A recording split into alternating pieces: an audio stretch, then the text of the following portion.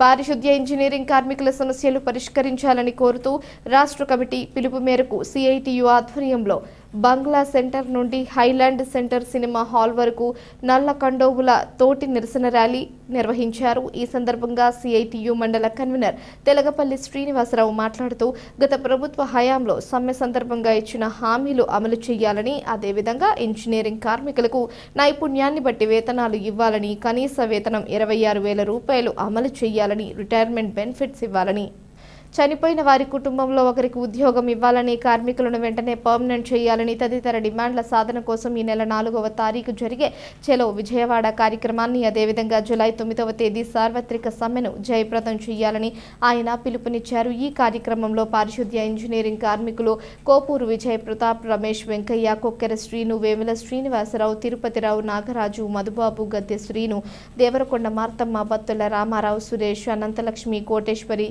దేవుళ్ల Paramesh, Mary Prasanna, Anusha, Govindamma తదితరులు పాల్గొన్నారు।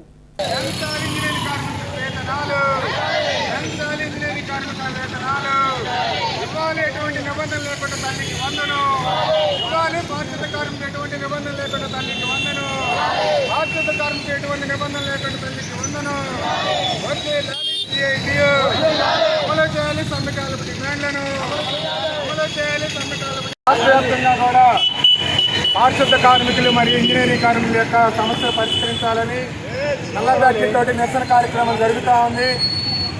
నేను చెప్పదలుచుకుంది ఏంటంటే, గత ప్రభుత్వ హయాంలో 17 రోజులు సమ్మె జరిగిన మున్సిపల్ వర్కర్లని సమ్మె డిమాండ్ ఇంతవరకు కూడా అమలు చేయలేదు। గత ప్రభుత్వం ఇచ్చినటువంటి మినిట్స్ కాపీని కూడా ఈ ప్రభుత్వం పట్టించుకోవడం పక్కన పెడతా ఉంది। అదేవిధంగా ఆప్కా సంస్థను ఈరోజు ప్రభుత్వం చెబుతా ఉంది।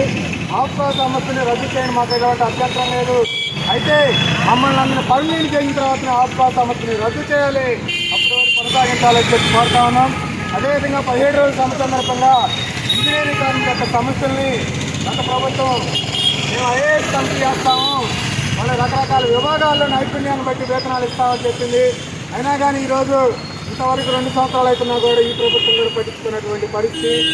వాళ్ళ ఇంజనీరింగ్ కార్మికుల పేరుకి ఇంజనీరింగ్లే కానీ వాళ్ళ వేతనం మాత్రం 13,000 మాత్రం అమలు జరుగుతూ ఉంది, 6,000 ఉంటే మాత్రం కలవనటువంటి పరిస్థితి। అందువల్ల గత వారం రోజులుగా వివిధ దశల్లో ఇంజనీరింగ్ కార్మికులు పోరాటాలు చేస్తూ ఉన్నారు। అందువలన వాళ్ళ యొక్క సమస్యలు పరిష్కారం చేయకపోతే భవిష్యత్తులో అన్ని రకాలైనటువంటి కార్మికుల్ని కలుపుకొని మేము పెద్ద ఎత్తున ఉద్యమం చేస్తామని చెప్పి కోరుతా ఉన్నాం। అదేవిధంగా ఈ నెల 4వ తారీఖున సమ్మె యొక్క డిమాండ్లు అమలు చేయాలని, ఇంజనీరింగ్ కార్మికుల వేతనాలు పెంచకపోతే మేము ఊరుకోమని చెప్పి చలో విజయవాడ కార్యక్రమం జరుగుతూ ఉంది। ఆ చలో విజయవాడ కార్యక్రమాన్ని కూడా మేము అందరం కూడా తరలివస్తానికి సిద్ధంగా ఉందని చెప్పి కోరుతా ఉన్నాం।